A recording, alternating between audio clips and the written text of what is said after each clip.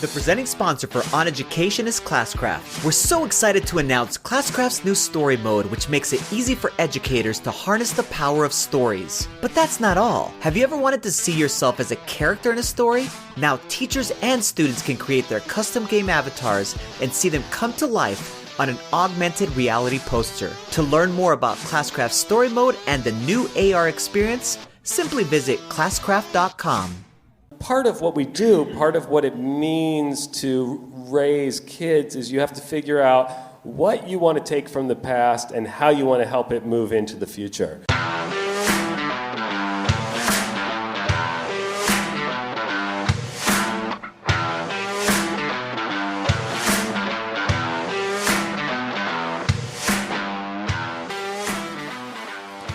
All right.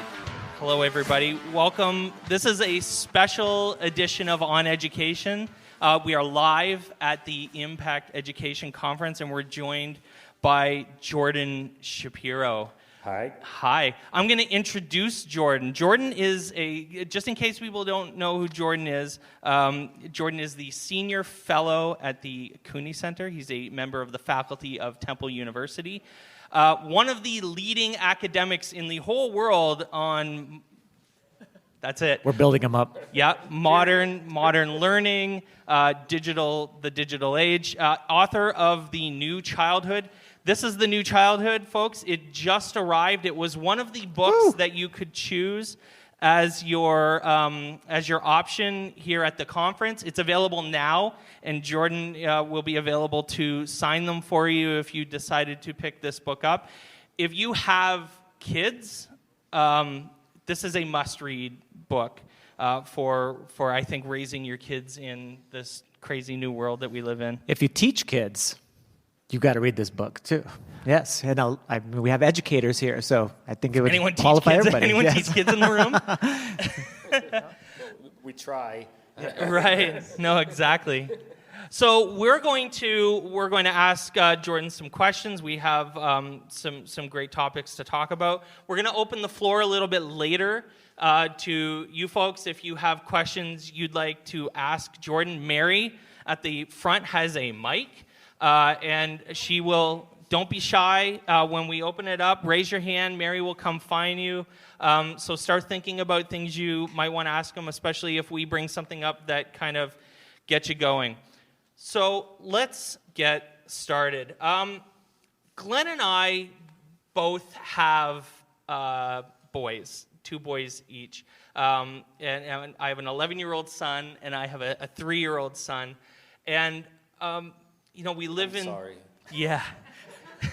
and we live in this world, and I can't help but put it this way, but I mean, are our kids screwed? Like, are we putting them into this crazy world, and it's all going to hell, kind of? Well, I guess that depends on how you mean that question. Are you asking about climate change? Right. Are you asking about the Donald Trump and Boris Johnson, the total reordering of geopolitical reality in the world? I assume you're asking about technology. I am asking about technology. But I think it's important to bring up all of those things also, because I think we often do get stuck in this question of whether or not the smartphones or the digital technology is really the issue. And I think there are lots of things we need to worry about with our kids, but the question is not just about technology. Technology is just the tool. I mean, often we have people talk about things like the Fourth Industrial Revolution, and the question becomes, how do we prepare kids? By the way, I hate that term, the Fourth Industrial Revolution, and it gets to the point, which is, it's sort of this imagining that we're just going to do what we already know a fourth time. Right? Like, no, we're doing something totally different, and that's why when we bring up the first things I said, the climate change, et cetera, I think we have to ask all of those things, which how are kids going to live in a totally different world, and how are they going to have autonomy and agency and be fulfilled and productive in a totally different world using the tools of that totally different world, which are totally different tools, as well as totally different ways of thinking, as well as a totally different reality. Are they screwed? Well, they're screwed if we don't rise to the challenge as adults of preparing them, and I'm not quite sure. Everyone's trying. I don't want to point fingers and go, we're not doing it, but we're not doing it. But we're trying hard, and hopefully we're going to keep trying and do it better and better and better. I'm pretty optimistic about this next generation. Without necessarily, I'm not so optimistic about the state of the world, but I'm pretty optimistic about how our kids are going to navigate a difficult world, yeah. Your world's going to be a lot harder than ours. Their sort of existential struggles, we didn't have to deal with any. It's incredibly complicated, the world that we're raising our kids into. For sure. So inside of the book, or within the book, there's just so many compelling things that you say inside of it, and one of it has to do with play. And in the book you say, play, digital or otherwise, is not frivolous or superficial. It's the work of childhood. Through play, kids have their learn self-regulation and executive functioning. Can you expand upon that? Because a lot of times we as adults, we forget about play, that it's so important for our kids to be doing that. And sometimes we get paranoid depending upon what kind of play they're doing. So tell us more about why. Yeah, I mean, the first thing I'd say is just to correct myself, because I did write that sentence. But I mean, first I'd say, play is... I think play can... I would like to edit it to play can be frivolous, because so much of what we do as children is frivolous, and that's okay. I think more what I meant is that although play is frivolous, it has really, really, really important things happening that goes with it. And one of the everyone always sort of goes, oh, but they're just wasting all their time doing this. Well, they're not. My point is they're not wasting their time. It is still frivolous. No, totally. Still but they're not wasting their time. And the way to think about it, why play matters so much. And by the way, if you look at the entire last 100 years of child development research or education research, if there's one thing that if there's anything that's settled science, which is, of course, an oxymoron, right? Settled science, but if it's good science, it's not settled, right? But if there's one thing, it's that play is good, right? Nobody's running around saying play is bad, right? Play is good, and the reason it's good, the way I always like to think about it, and why they learn things like self-regulation and executive function is, if you've ever dealt with kids, and I think everyone here has, then kids just want to have fun, right? That's the only thing that motivates them. They're like, fun. I want more fun. I want more fun. I want more. And when they sit and play a game with their friends, if they get into an argument, it stops the fun. So the next time they go, how do I try not to do it? But in the meantime, what they're learning is, how do I work with other people? How do I interact with other people? How do I have to, was it because I couldn't control my emotions that I ended the fun, right? They're not having that level of intellectual articulation going on in that conversation, but they're absolutely still running that sort of statistical analysis of how can I change my behavior in order to maintain more play, maintain more fun. Do we make a distinction between, in your mind anyways, between structured play and unstructured play, in the sense that is all play good, and is, in my mind anyways, and my wife's a kindergarten teacher, so there's a lot of unstructured play in my wife's classroom, and it might be just that you're learning different things. The value is less, in my mind. Would you say that that's accurate, or do you have a different take on this idea of structured play versus unstructured play? Yeah, I mean, it's a great question. I mean, I think that I mean, first of all, let me respond to, is all play good? I mean, I'm sure there's such a thing as bad play. Yeah, absolutely, there's play that's not good for you. But I think I would argue even against the argument that there's structured versus unstructured play. Interesting. Like there's adult structured play, but part of what kids are doing when they're playing is structuring things, right? That's part of why it works so well. You put 3 kids together and they make up a stupid game with their rocket ships, and they're making up rules, and they're abiding by those rules, and they are self-structuring, and that's an important thing to learn how to do. Totally. And then sometimes us adults recognize that it's better for us to put certain structures in place so they learn to play within those boundaries. I think no matter what, there's always boundaries within play. That's what you're doing. You're either self-selecting those boundaries or interacting with externally constructed boundaries. Nice. Mike and I are heavily into video games. If you ever listen to the podcast, the first 2, 3, 4, sometimes more minutes involve us having a discussion about how big of nerds we are and how much video games we actually play.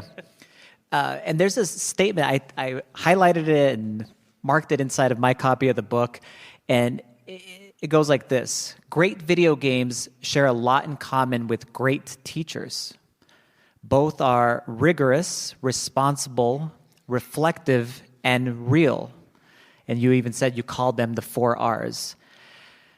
Could you talk to us more about that? Because as our educators are listening to this, they're like, a video game compared to me. I don't know if that's a good or a bad thing. I'm like hesitant to answer that question because I'm giving a talk tomorrow, and I'm gonna cover that. I'm gonna cover that tomorrow. That's so everyone come to my session tomorrow. Come to Jordan's session tomorrow. Deal with that. No, I mean, and I do talk about that tomorrow, and in general in the book, is that part of why kids like video games so much is because kids love learning, and video games are great teachers. And I'll do that in a lot of detail tomorrow. I don't know if I want to spend so much time on it right now. Is that okay? That's absolutely okay.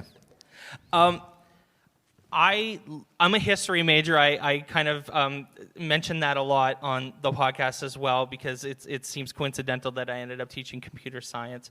But one of the things I love referencing on the podcast is the Prussian school system and how our entire school system, the way that we've modeled school, is in fact rooted in the Prussian school system of the 1700s. And this is the way we've always done school since then, the factory model, or for lack of, I guess that's the actual academic description. And in the book, you also reference the monastery model of the school system, in that monasteries had developed this system of ringing bells at certain times in order to as a way to time out their lives, their day, in this sort of structure, and it leads me to think about, like, we're still operating, generally speaking, in a school system that follows the agrarian calendar. So that kids can go out into the fields and harvest the crops, like anyone's still doing that. I mean, I did actually get in trouble on the podcast once for saying that, and someone telling me that in Iowa and in some of these other states, I'm Canadian. And in Minnesota. And in Minnesota, that there are still people that have their kids out in the fields, in the summer doing that work, and I'm not discounting that work. But, I mean, we obviously need to start thinking about how school can change in the same mode as, like, this is in my mind, this is a fairly futuristic book in the sense that it's talking about, it's ambitious, and it's pushing people to really think further than, the way that they're thinking now. And so I want to think about how school can or should change in the future to get out of these outdated modes of the way we've always done school. Yeah. Loaded question. I know. That's a slightly big question. How would you change school, Jordan Shapiro? Go. Well, first I want to back up and deal with you talked about the Prussian model or the factory model, and there's parts in the book where I call it the monastery model.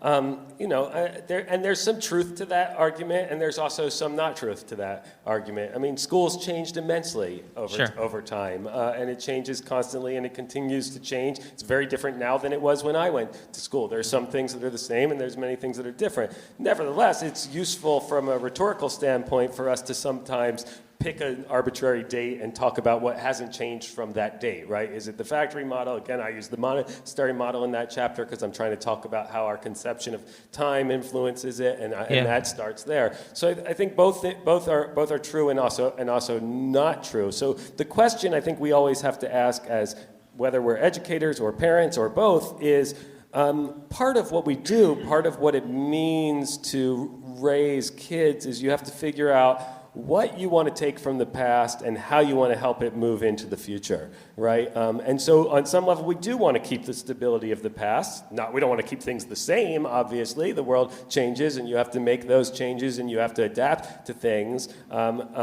but it is always about what are you going to keep, right? So, yes, you and I can both understand how crazy it is that we're still using the agrarian calendar and that we haven't changed school start times, but also to change school start times tomorrow would be a total disruption of all of our lives. Like, think about how much we'd have to change how we organize everything, right? So you're not going to do that, and does it need to change necessarily? I mean, maybe there are some things that do and some things that don't. So to me, I think, I guess all I'd say is, as much as I'll write a futuristic book about how much things do need to change, I also want to point out that, it's kind of good that schools move slow, because there's a lot of places in the world that change really fast. And dangerously fast. I used to be in lots of meetings with administrators who would be like, well, why can't, there's so much bureaucracy in the way of us updating the technology. And I used to sit there and go, I am so glad that bureaucracy is there, because Google would own every kid in America already if it weren't for the slow-moving bureaucracy. Apple would own every kid's mind in America if it weren't for the slow-moving bureaucracy. So in some ways, while I definitely think we need to be really, really thoughtful about how we change what we teach, how we teach, again, how we think about what the learning objectives are, how we change the habits of mind for the future, we also need to be cautious about, disrupting everything the way Silicon Valley wants to, right? It hasn't been, there's lots of good they've brought us, and there's lots of bad they've brought us, because in some ways they've moved fast and broken too many things. Yeah. Like politics. Yeah. Perfect example, yeah. I was just thinking, Jordan, as people came to this session and they read the description even of this session, one of the things that they probably came right to their minds is this topic of screen time, the dreaded word. And whether or not, as many publications have put out there, whether or not all screen time is actually equal. And how concerned should we be as parents, as you state, you have some great stories inside the book about those specific things. And as educators, many of us have moved to one-to-one districts where we have our students working on devices all day long. Well, not all day long, but at least that's the perception. And how much screen time is good? Is there good screen time and bad screen time and so on? So what's your opinion on that? Because there's a lot of things being written about it. Too much. Yes, and so exactly, but it's definitely something that our parents come to us and they're talking to us about it, and they take their device home, and it's like a controversial thing at times. How should we be feeling about all of this? Give us a bigger picture. Well, I've always sort of pushed against the concept of screen time itself, right? This idea that we're going to talk about it in terms of duration. And one of the reasons that I feel that way is, first of all, we have, since the beginning of television, so almost 100 years now, we have doctors trying, biasedly trying to prove that screen time is bad, right? Biasedly trying to prove that exposure to a screen is going to cause harm. Aggressively trying, and they've failed for 100 years, right? They cannot prove that there is toxicity from exposure to screens, right? There is no evidence that that screens are toxic. They've never been able to make that connection in a way that stuck, right? Certainly you'll find a study, I guarantee you, if you tomorrow morning, that'll argue that they finally found a way that it stuck, but none of those stick. But they pop up, they still do it, everybody wants to do it. So one, to ask this question about screen time sort of has this assumption that there's a certain amount of exposure at which point you're going to suddenly get brain damage, right? That is not true. So one is the question I think you hear a lot of people talk about, which is what matters much more is what's happening on those screens, right? Yeah. And I don't even think you need much explanation for that. When I think about my own children, right? Well, I brag to people about how one of them spends hours doing 3D modeling and 3D printing, right? I'll brag about that. Like, my son spends 8 hours a day modeling with complex software in order to, right? That's something to brag about. But when it's video games, suddenly we're like, I'm not going to brag about that. I'm going to lie about how much time they spend. So there's definitely a quality question of what's being done on those screens. And what I would say to parents, what I always say to parents and to teachers is the real question is first to parents. Let's start with parents. For parents, I think the question is what whether what's happening on those screens are aligned with your values, okay? Again, there's lots of frivolous play. There's lots of play that's stupid. My kids do a ton of time watching the dumbest videos I've ever seen. But I watch them to make sure they're not out of alignment with my values, right? Just like my kids play a lot of stupid games out, if I take them to a swimming pool, they play a lot of stupid games in the swimming pool, and they'll do it for hours, and I'm like, I don't want to hear about your dumb game in the swimming pool, right? I have no interest but I don't tell them to stop, right? But if their dumb game in the swimming pool was racist, I'd be like, stop that right now. Exactly. Right? Not okay. So the question is purely whether or not it's aligned with values. For teachers, I think the question is whether that screen time is aligned to pedagogical goals or pedagogical. I guess I'm going to back up because I don't want that to sound like it needs to be specifically aligned with a specific learning outcome, because it might be more that it's part of the process. But screen time for screen time's sake in the classroom is also ridiculous. I hear this all the time, teachers, how can I add more tech, right? People hire me to consult and they'll go, oh, we need to do something with AI. And I'm like, well, what's the goal, right? Why is AI the right tool if you don't even know what you're trying to do yet? So that would be my question for teachers. The question of, is it bad to do it? Is it not bad to do it? Those are all wrong, I would say. There's even there's a place in the book, people always bring up the handwriting versus typing argument. I go through that in the book in detail. There's no good, it's not good science. It's bad science that makes that argument that, it's not even a good studies that makes that argument that the handwriting is better. That doesn't mean I'm saying handwriting is bad or like we should forget it. That's a pretty hot take too. Right? People love arguing about cursive on the internet, on Twitter. Yes, yeah. I mean, well, again, there's no, and I guess I should explain why I'm saying it makes, the argument is often like more retention comes from handwriting. Again, we don't know which comes first. We train people to write for years and years and years, and then suddenly they're like 13 and using a laptop versus handwriting, and we're wondering why there's more retention. Of course, there's going to be. That's what they have more practice with. That's what they've seen modeled. Interesting. More. It's not that it's essentially one or the other. Which again, that doesn't mean I'm saying, hey, get rid of handwriting. I have a fountain pen in my pocket, right? You do. You were using it. Yeah, I'm all for these things. I'm just my only point is that the science just isn't there to prove one or the other. So teachers. Back to the point was, what teachers really need to just go is how can this help? And to get to the more screen time thing, again, if we're trying to raise kids, and we are all trying to raise kids into adults who are fulfilled, who can be productive, who have agency, who have freedom, who have autonomy, who have an intellect in a world that is saturated with screens, which means we need to teach them how to have autonomy with screens. We have to teach them how to accentuate their intellectual ideas and articulate them using screens, because that's what we all do as adults, and they're going to do it 10 times as much. To me, that's the question, not do you know math? Do you know math, and can you articulate math on a screen and communicate it in a digital and an analog world, both at once? It is not as simple as do you know numbers. It's as simple as what can you do with those numbers once you know them. That's a great response. We're going to open up the floor to questions. Mary is here with a microphone. We're hoping that... questions or criticisms or insults or compliments or arguments about cursive. Yeah. It's always fun, too. So raise your hand if you have a question for Jordan. Mary will come and find you, seek you out. Hello, my name is Dimitri Russell. I'm with Osseo Area Schools. Hi, good to meet you. Nice to meet you, too.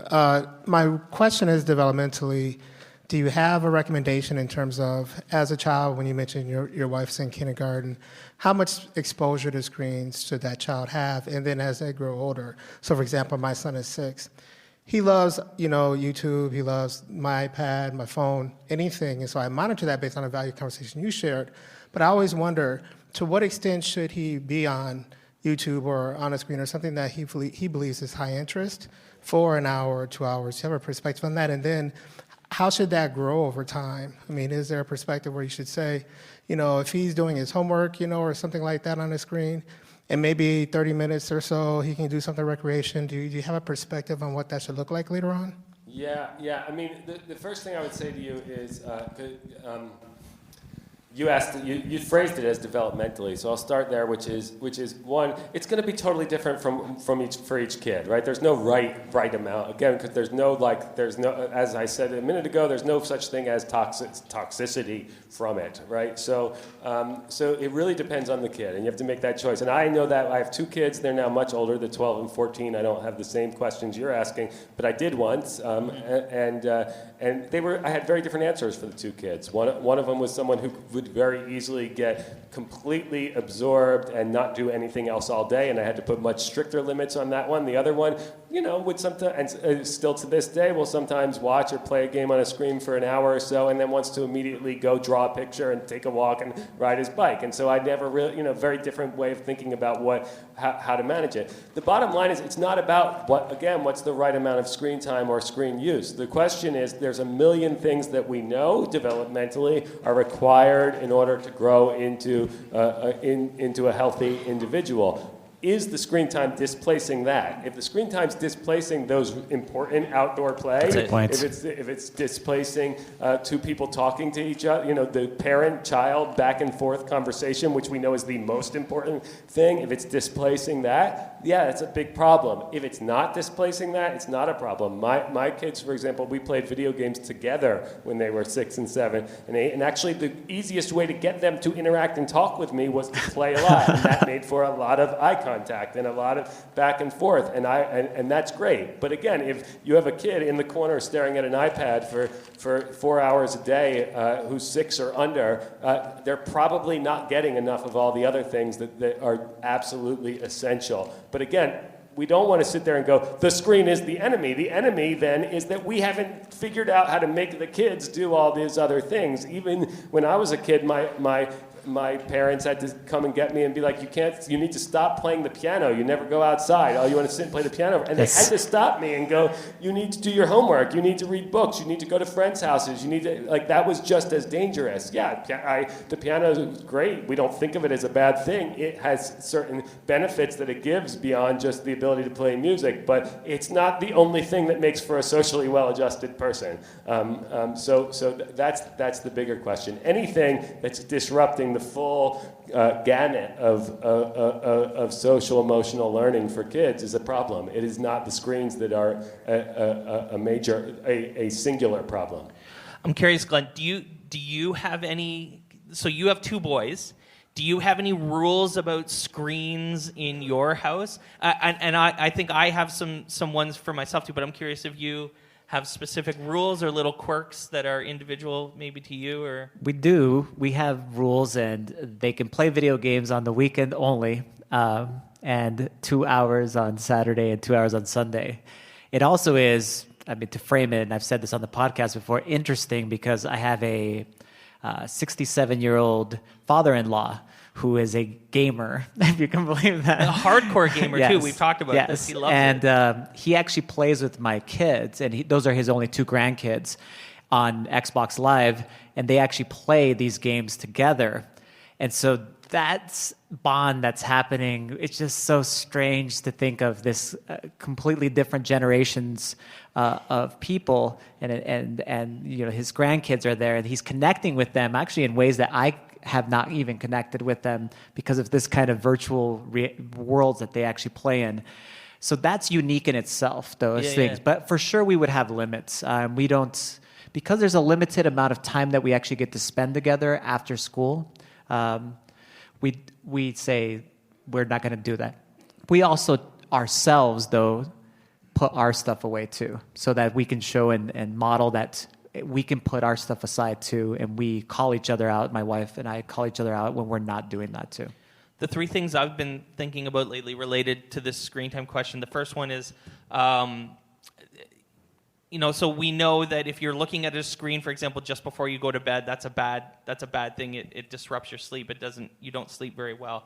And so, for example, my son Isaac, who's 11, he has to turn off all of his device. Like, he can be on the computer, but he goes to bed at 8:30. At 8 o'clock, everything's off. You can do other things, but you can't be on your computer. And I feel like that is a common sense rule, kind of rooted in science, in evidence, and make sense for us that it's time to start slowing down your mind, slowing down the day and ending the day without, watching YouTube and whatever else. The other thing I'm trying really hard at, it was kind of a 2019 goal, and I'm not saying I nailed it, but this idea of modeling, I think, is huge. Modeling especially because I'm very active on Twitter, modeling my phone use when I'm in front of my kids when they're watching, when we're sitting together. Not being on my phone when I'm sitting beside Jacob or Isaac. Having my phone away and giving them my full attention is something I want to still really get better at, because I think that modeling that behavior teaches my kids to be fully attentive in the moment that they're in. And I think that that's important. I think that that's something that matters. Yeah, I absolutely agree, but I want to add another kind of modeling, which it sounds like your son is getting from grandpa, right? Which is there's also modeling online behavior. Sure, right? totally. Right. Like, so I've been trying to push parents for years to do more texting and interacting on social media with their kids. Yeah. Where else are they going to learn to not behave on Twitter the way the grown-ups behave on Twitter if we don't have grown-ups saying, that's bad behavior, that's not good, get on there and Interesting. and Amazing. like how do we teach them the good digital etiquette? So you're saying jump onto Snapchat, and then if Snap. they're living in that I mean, I don't know, thing. jump on lots of things, but model the digital behaviors as much as you model the non-digital behaviors. Yep, we have a question.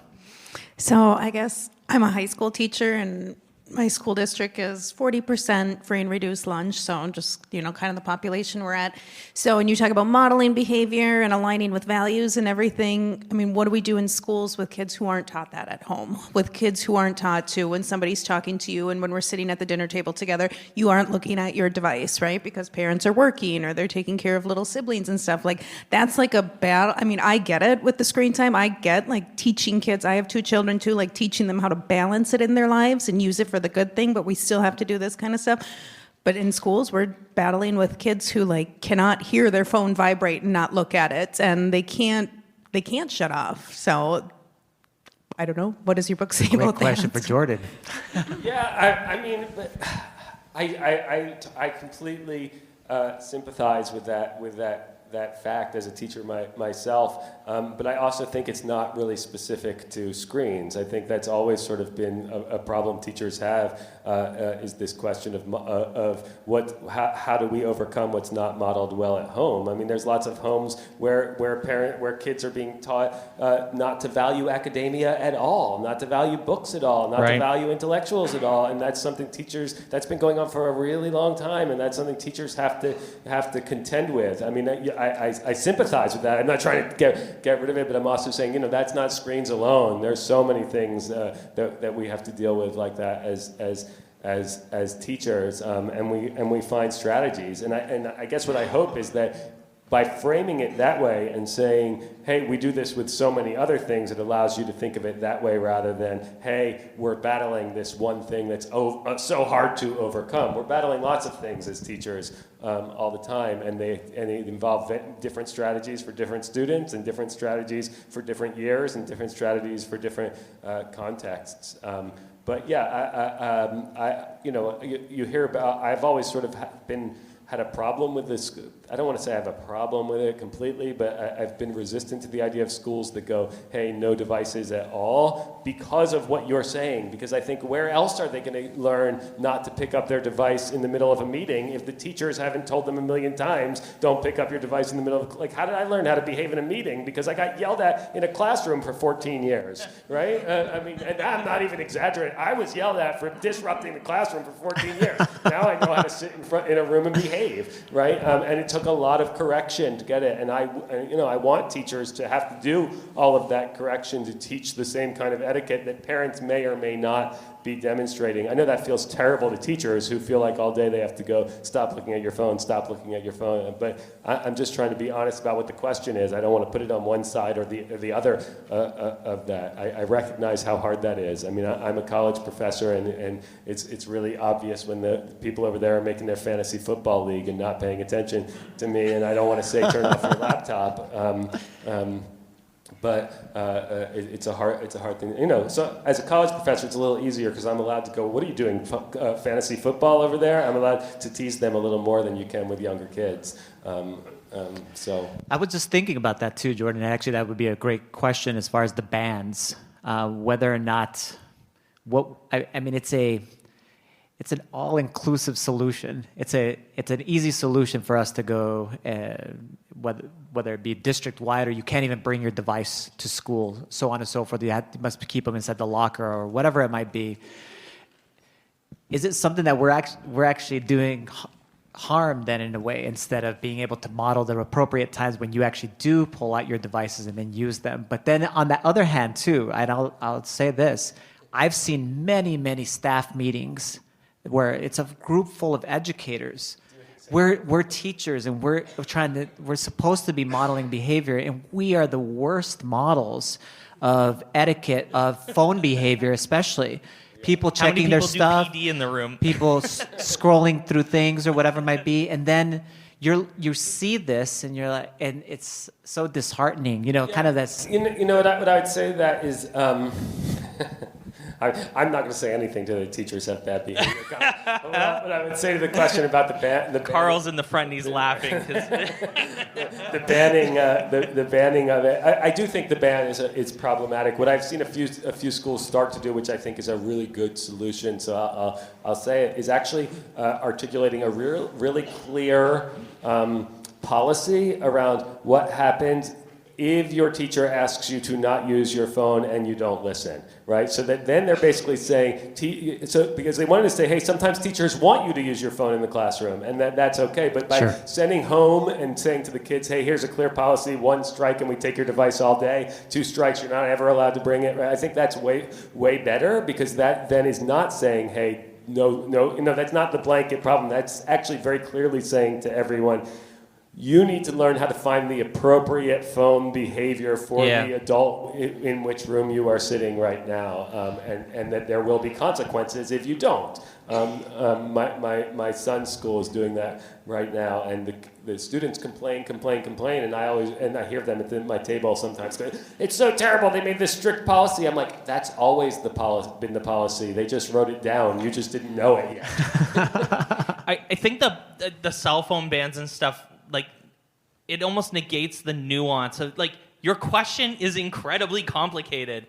I don't think there are enough words in the world to address the complexities of that question. We could spend years. There are studies. Like I said, there aren't enough words in the world to address this, and we're not going to answer it right away, and we may never fully answer it because they'll just end up being something else that will distract us or take our attention away. I always say on the podcast it's complicated because we try to brush away these things with we don't want to have the nuanced discussion, so let's just ban the damn phones, right? And that's incredibly obtuse, for lack of better words. And it's our job as adults to teach them how to live with the cell phones. Sure it is. Any other questions? Anyone? We have time we have one up here at the front. Awesome. Probably have time for one more after this as well. I teach and am the technology integration specialist in a 1-to-1 district. What's your name? Corey. Hi, Corey. And my school bans phones because you have your iPad. You don't need your phone in class because we want you to be using your tools for class. But what I'm finding, and the same complaint in all the buildings, is kids don't know how to self-regulate. And so, I have a 2-year-old at home. She also does not know how to self-regulate, and my middle schoolers throw the exact same temper tantrum that my 2-year-old does when you make them put the technology away because they're watching YouTube instead of in Google Suite doing their report or, whatever. How do we teach? One, as a parent, I don't know how to teach my daughter self-regulation with that. We put timers on her Kindle, but that doesn't teach her to self-regulate. The machine shut off.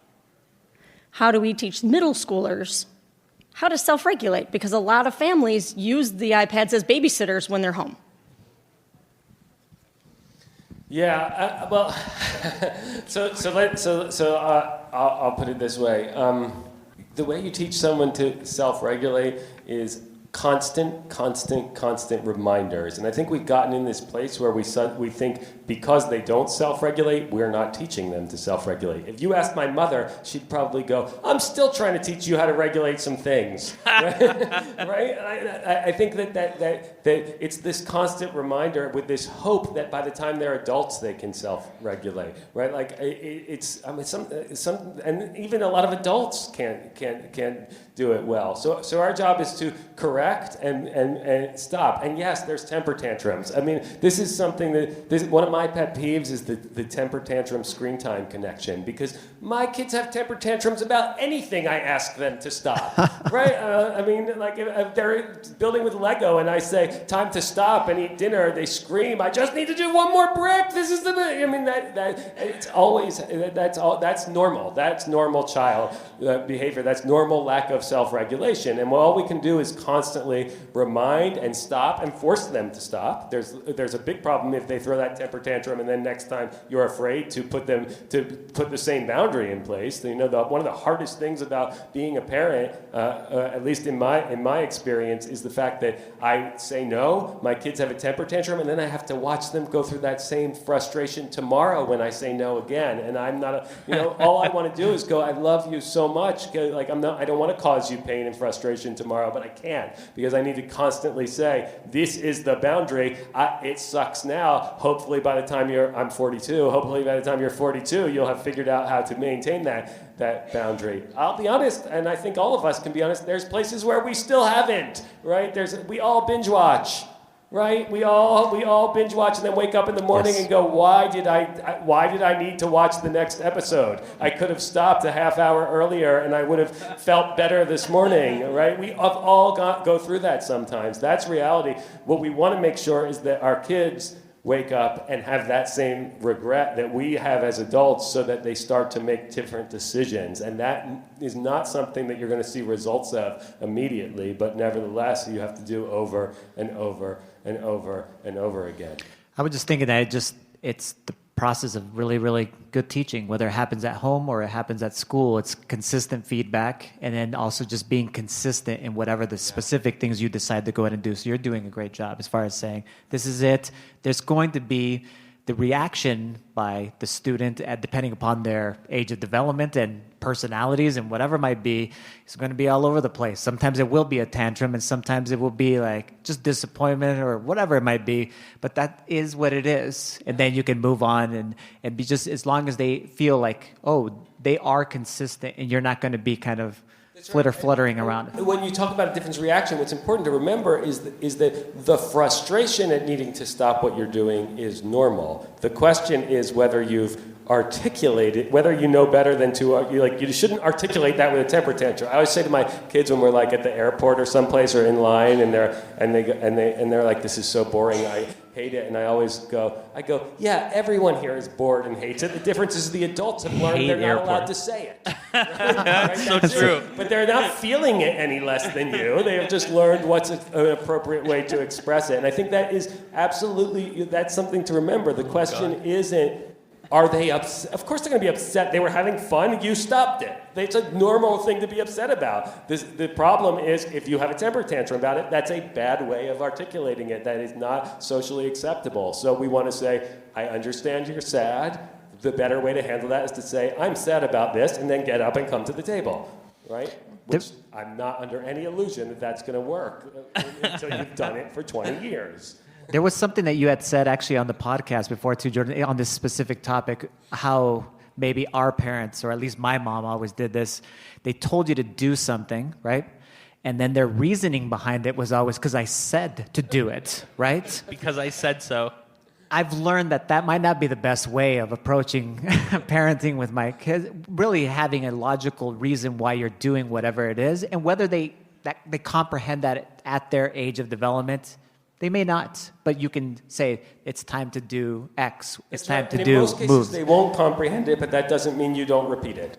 right? Absolutely. Because we're trying to create that voice in their heads, that voice in the, when we all walk down the street, we have a voice of our parents or our grandparents or whoever our caregivers, our coaches go, it's the equivalent of what would Jesus do? We're like, what would that guy on my shoulder do, right? And we need that voice, and we need build that voice for our kids. We need to do it, and that means a lot of repeating things and a lot of nagging. I'm like super pro-nag. Like, that's our job as parents. We need a sticker, pro-nagger. It feels terrible to the parents, but it's what creates a conscience. Interesting. I think we have time for one more question, if anyone has one.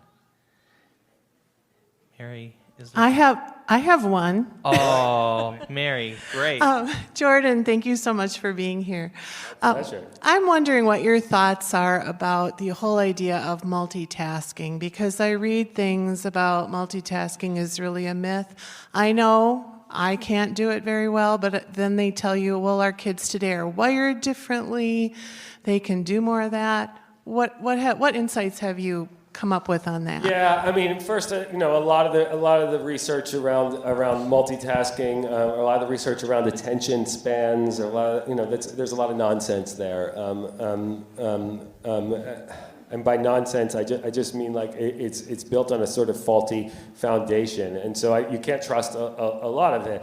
The question of can we multitask? Can't we multitask? There are certainly tasks that you can do multiple at once, and there's tasks you can't. And I think part of our question as adults, as teachers, is to make sure, and part of the self-regulation question is making sure young people know how to bring the right kind of attention to the right task, right? I'm a writer. I cannot write a chapter of a book while also doing 25 other things. It takes a deep level of focus and concentration, and it takes hours of that to be able to do it. I turn off most of my notifications while I'm writing. But then there's lots of things like cooking where I can also turn on the TV, and I can also text message, and I can do the multiple things at once. And I think that's true also in our professional lives too. There's things that we can do multiple things at a time, and there's things we can't. We need to be able to know which kind of attention to bring to each task. And I get really scared so much we get this rhetoric of like, there's one right way to focus all the time on every task, right? Like that's not true. I was a cook for many years, a line cook, and actually you have to be able to focus on many things at once, and that's a skill I had to learn. I had to be able to have 6 frying pans frying at one time and know exactly how well done each one was, and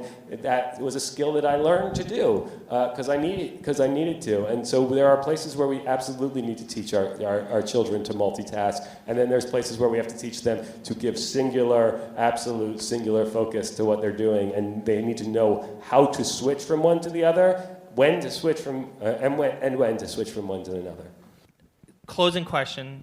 First off, the writing in this book is beautiful. You're a phenomenal writer. As someone who's also trying to write a book, I read it also to I appreciate the actual style of writing.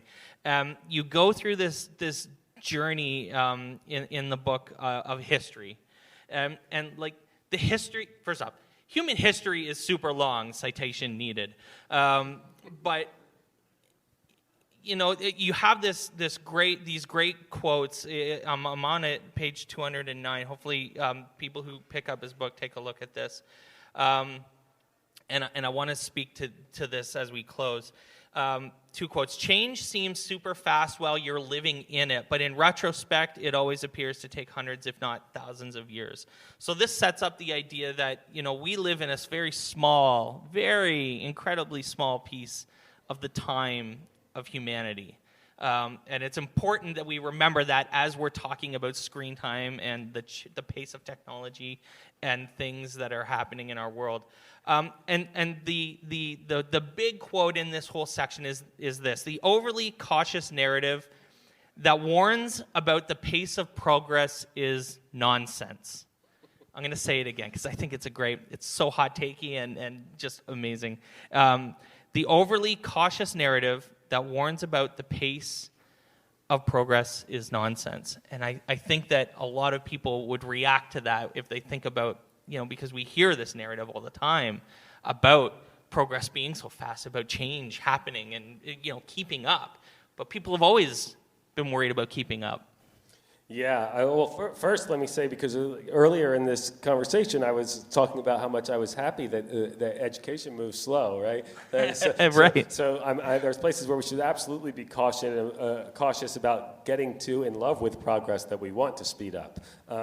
But what I'm getting at in that chapter is not that idea so much as, when I wrote that, I was so tired of the conversation where everyone would go, oh my God, technology is happening so fast. More has happened in the last 100 years than in all of human history combined. And this notion that we're suddenly having some innovation so fast. And I was like, it's just nonsense. It's just absurd, right? Like we're not progressing the technology is not progressing any faster than it ever had. It's just that when you look back at it, you forget all the baby steps, right? So, imagine the move from like nothing to the wheel, right? That felt huge, and there were probably 50 iterations of the wheel at that point, and everyone's like, I came up with the perfect carriage, and everyone's like, wow, last week all we had was a wheel, and now we have a horse-drawn carriage. It's happening so fast, and we look back and we're just like, yeah, whatever, so that all happened in 100 years. We can see this now, right? Like,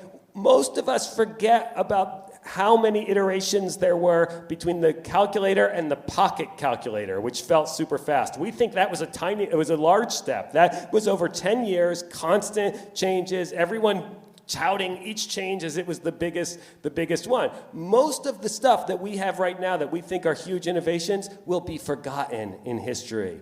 One or two of them will last, right? Maybe the silicon chip will last in the long run. Maybe AI will last. Our smartphones are going to look irrelevant, right? We're going to be like, we feel like every smartphone innovation is a huge thing. Oh my God, they came out with a digital assistant. But when they look back at time, they're going to be like, a digital what? Huh? Right? Or writing. The ancient Mesopotamians were probably like, last week we were just scratching on tablets, and now we have letters. Well, how's anyone going to keep up? How can the human brain possibly keep up with this level of fast change? I mean, again, it's always fast. It's always fast because humans are constantly trying to come up with new ways to use tools as quickly as they can. But in the end, we end up with these big markers in time. Most of the 20th century will probably feel like there were 3 huge innovations 1,000 years from now, right? They'll look back and they'll go, oh, they had 3 things they came up with that helped humanity. We're like, oh my God, there were 400 million things, right? But no, I mean, I think we know, we're certain mathematical changes in ways of thinking about math and science that made all of that technology possible. That was the innovation. All the things in between were just ways of using that thinking. Right? Most of them will forget. And so that was why I wrote that sentence. I was like, I needed to get rid of it. I would go to education conferences, I would go to government conferences, I would go to all kinds of conferences, and I'd hear the people on the stage going, it's happening, there's a whole book about this, about where they draw the curve, and they're like, well, suddenly our brains can't keep up with the things our brains came up with. And I was like, what? That doesn't make any sense, right? Like, we came up with computers. We did not invent something that's faster than us. Right? Like, that's not real. That's not real. That's a fantasy we want to have about how brilliant we are. Right? And it's not true. We're not that brilliant. Right? Amazing. That's an awesome way to end this. So what we're going to do, first off, we're going to give a round of applause to Jordan Shapiro for joining us. Thank you so much. And I'm going to... Thanks for listening to On Education. My name is Glen Irvin. My co-host is Mike Washburn.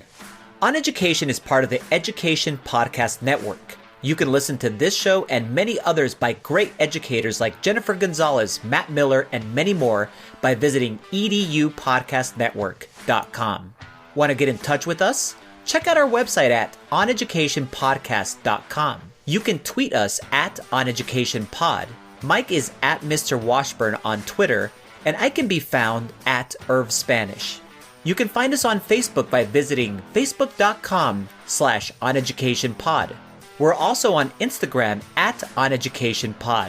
If you're enjoying the show and think others would too, we would be thrilled if you shared it with them. Please leave us a rating or review in Apple Podcasts or the Google Play Store. When you leave a rating, it gives our rankings a boost. This helps others discover the show. We want to thank our presenting sponsor, Classcraft, for supporting us.